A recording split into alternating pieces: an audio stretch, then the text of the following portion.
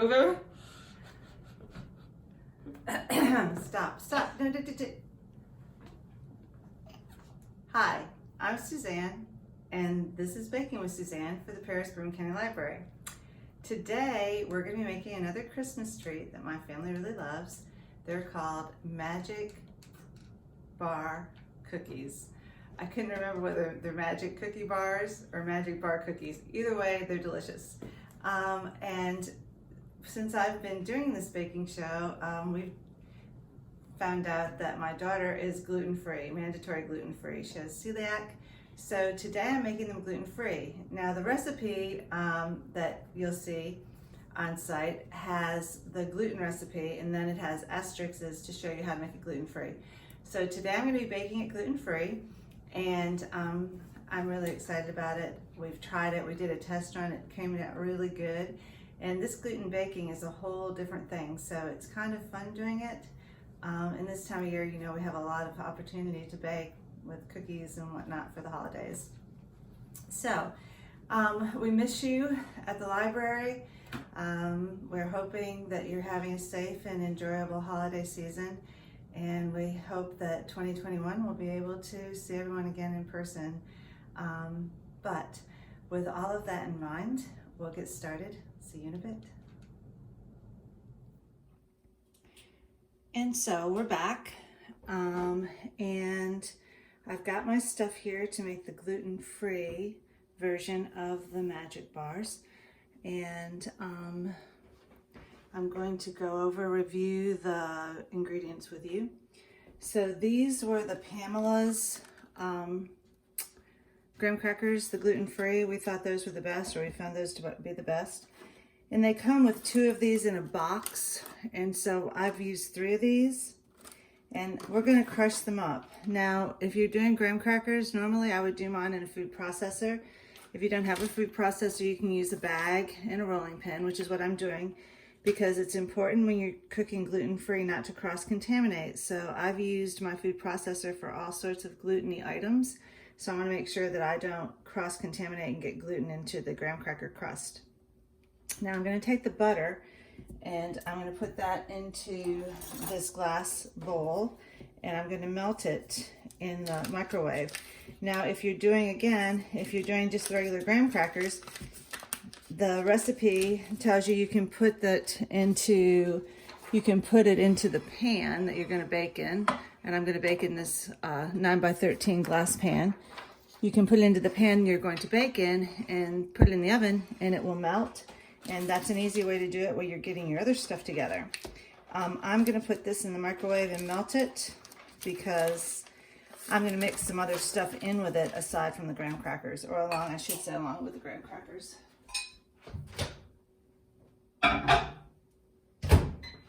So I'm going to spin that around a couple times at 30 minutes. In the meantime, I'm going to crush the graham crackers. Again, we're going to do it in a plastic bag because we want to keep everything gluten-free. You should wipe your countertop off. You should have, separate towels and all of that to reduce the chance that you're going to get some gluten-y stuff into your gluten-free recipe. And it's important with celiac to keep it gluten-free. I don't know much about gluten intolerance. I don't know I don't know how careful you have to be, but for celiac, for what we've read about it, what we know about it, you do want to be careful. So I'm going to break these up and crush them. And I did just hear the microwave go off, so I'm going to do a check on that. And that's going to go 30 more seconds. I guess you could use any you could use your coconut oil, you could use margarine. I wouldn't probably use shortening, I guess. Butter makes it nice and tasty. Makes for a rich crust. And you can take out your frustration over all the stuff you have to do yet to prepare for Christmas by beating the graham crackers. Because, you want to make sure they're good and crushed up. Now, if you're using just regular graham crackers, use 1.5 to 2 cups. The recipe calls for 1.5. I usually use a little bit more, but I like a little bit thicker crust maybe. So I'm going to shake this around a bit. And you just want to keep working it till you get it good and crushed. So I'm going to, that's how you do it. I'm going to stop here and get the butter out of the microwave and get these a little bit more smashed up, and I'll be back in a minute to put the crust together and we'll put it in the pan. Okay, so I'm back and I have the melted butter, and this was 2 30-second cycles, not 30 minutes, it's a minute total. And I've crushed up the graham crackers, and it looks like we have plenty. I'm going to start with like 2 cups is what I put in the recipe, and then I've got 3 tablespoons of oat flour. And this is really cool. You can take oatmeal and grind it up in your food processor or in your little NutriBullet, and you can make your own oat flour, which is really neat. And so I have 3 tablespoons of that, and then I have 2 tablespoons of sugar. So those are my additions to the gluten-free to make that work so it makes a good crust. So here I go with here's my 2 cups of graham crackers, and this is again the gluten-free. So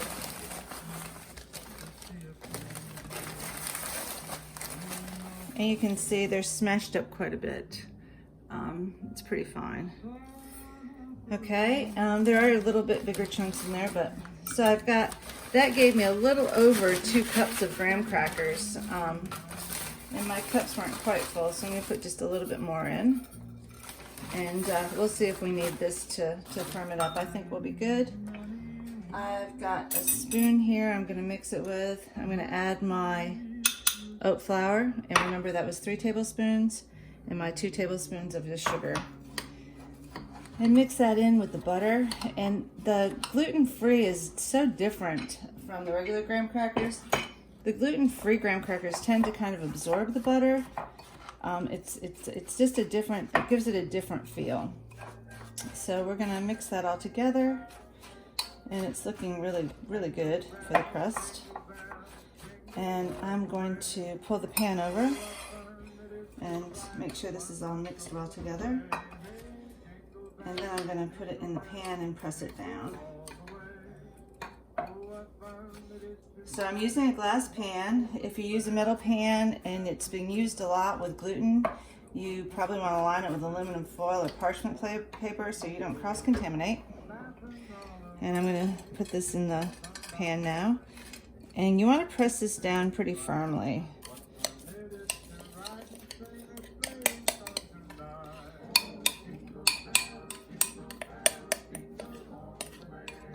Okay, there we go. I'm just going to use the spoon to spread it out and get it kind of evened out. And then I'm going to press it down firmly. Oh yeah, that looks good. You might use, we used 3 half packs of the graham crackers, so it was 1.5 boxes actually how they're packaged. And you might get away with using a cracker or 2 less, it looks like. But that's a good estimate for you. And I'm going to press these in.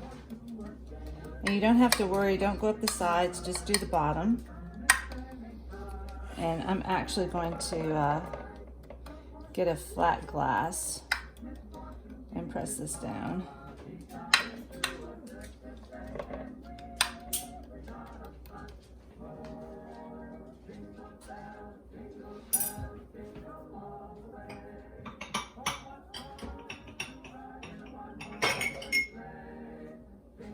So I've just got a basic water glass here that's kind of flat on the bottom, and I'm just going to go around the bottom of the crust of the 9x13 pan and press it down so it makes a nice firm crust.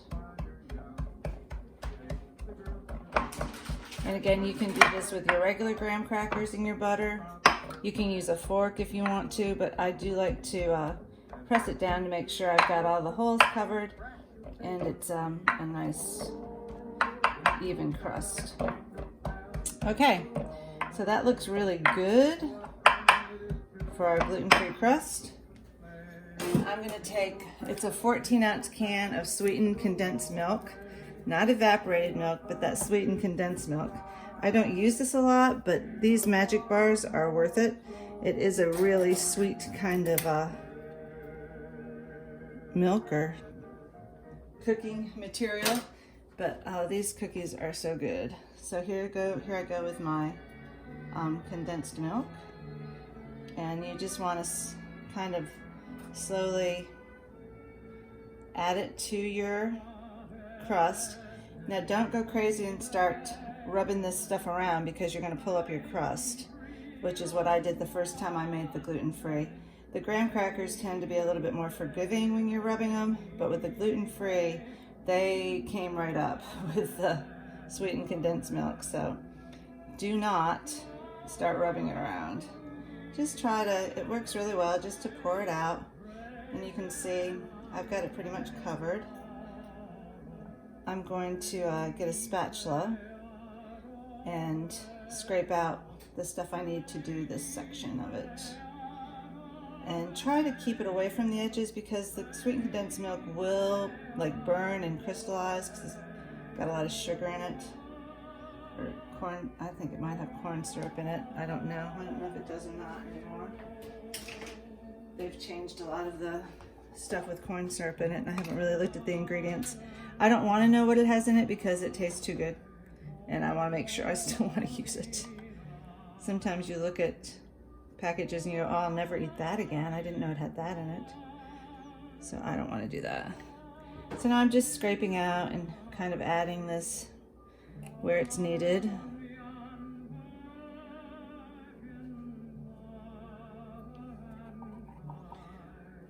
It is a great time of year, and it's a really, really pretty day out today. The sun's shining brightly.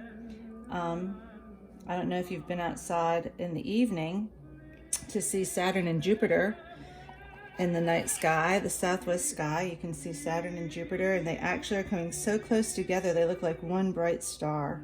It's really kind of neat. And apparently we might get a white Christmas.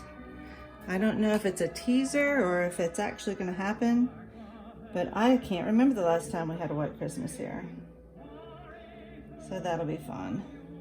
Of course, we don't want it too white or too much snow, because that'll make it dangerous if you're going to visit your family.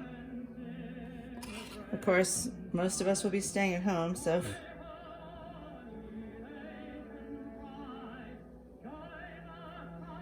Okay.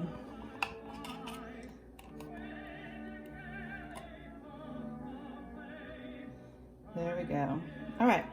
So now the next ingredient is chocolate. And today I am using dark chocolate chips, and one 12-ounce bag is 2 cups. And that's what we need, is 2 cups of chocolate. So I'll get these opened up. So we've got our crust and we've got our sweetened condensed milk, and now we're going to add our chocolate chips. And then you can go pretty thick with these. There's a lot of chocolate chips in this bag.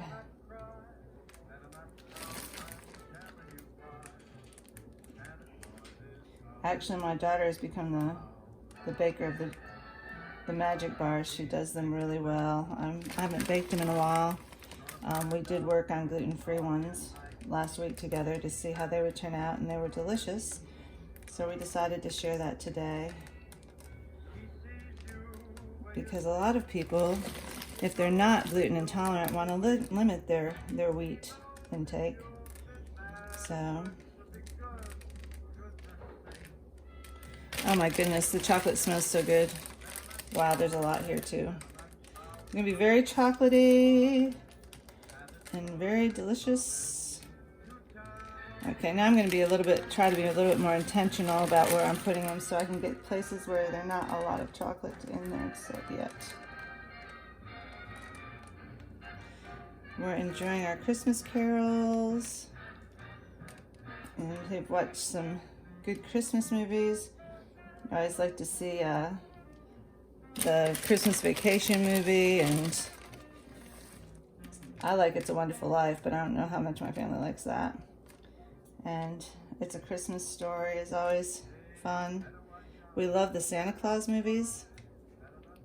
Those are really fun to watch. And now I have a 5-year-old grandson, and it's fun to share all that stuff with him, as well as the traditional Rudolphs and Frosties and the Grinch. He loves the Grinch. Or I guess we all love to hate him and then love to love him.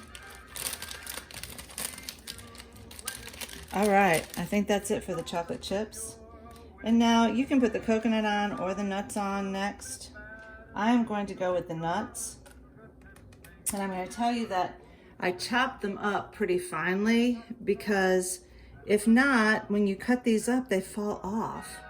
And the nuts are too good and they taste too good to lose them falling off when you cut the squares up. So I'm going to spread these on.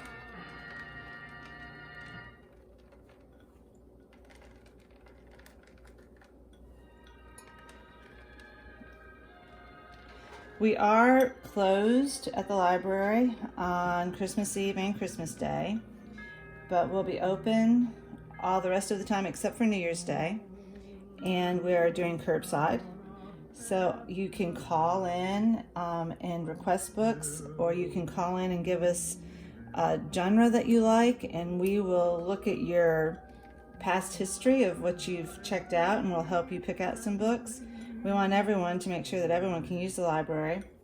And of course, we still have the digital platforms going on. So you have Libby, and then Hoopla is great. I've really enjoyed Hoopla. And we've got Canopy for movies and shows. A whole lot of stuff that's available digitally as well. But I really like a book in my hands. I like to have a book to read. So go online and request, reserve, and come by curbside and pick up. We'll call you when they're ready, or call us and we'll help you out. Last thing that's going on is the coconut. Now, the coconut is a personal preference. I don't like a whole lot. I would say I do about a cup or less. I like a little taste, but I don't want the coconut to be overpowering. So I've got a cup here that I started with. And we'll see how this goes, how much I get actually onto the actual bars. And these are called magic bars. I don't know why. I guess it's magic the way that they all come together, but they are marvelous. They're so delicious. And we usually cut ours about 2-inch squares. And then you can even cut them in half then, so they're 1 inch by 2 inches. And that makes for just a nice treat, 2 bites of a really, really yummy cookie. Okay, so I started with a cup. I may have like a quarter cup left, but that's plenty of coconut for me. Now the last thing I want to do is I'm going to take a spoon, or you can use a fork, and I want to press this stuff down so when it bakes, it's all going to stick together. It's going to bake at 350, and I think it bakes for like 20 or 25 minutes. And how you know it's done is it's kind of bubbling on the edges, and the coconut will be a little toasty brown. And I'll show you in the oven. And when we take it out, we'll have a chance to taste it and see if it came out yummy like it usually does. So I'm just pushing this down so it's all into the sweetened condensed milk.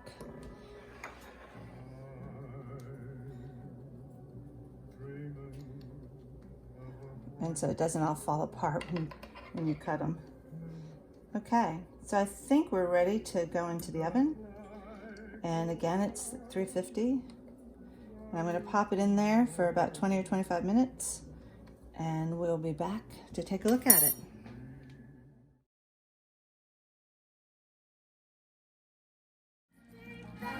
Okay, so here is the pan of our magic bars out of the oven. You can see it is golden brown, and I don't think you can hear it, it's still bubbling, and on the edges it's a little bit more brown. And we're gonna let these cool, and after they cool we'll be back for a taste and to see how delicious they are. Okay, so here is the pan of our magic bars out of the oven. You can see it is golden brown, and I don't think you can hear it, it's still bubbling. And on the edges, it's a little bit more brown. And we're gonna let these cool, and after they cool, we'll be back for a taste and just see how delicious they are. Okay, so it's cooled enough now, we're gonna try it.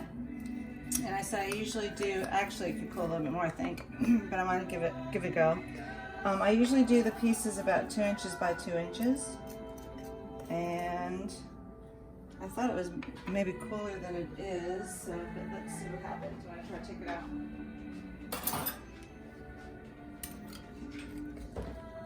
Oh.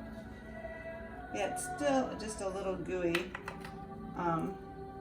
so we'll have to wait just a minute. I'm going to try it, but it needs to cool a while longer before it's really going to be perfect. You can see it's full of deliciousness.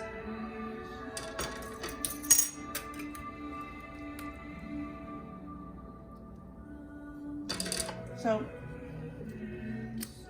I'll try to take a picture of it later as well. But I'm gonna go ahead and taste it.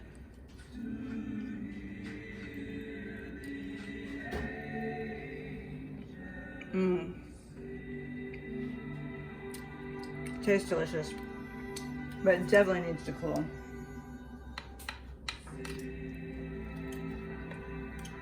So I hope that you enjoy it, gluten-free or otherwise. I'll post a picture at the end so you can see what it looks like when it gets all cooled. And happy holidays. See you next time on Baking with Suzann in 2021.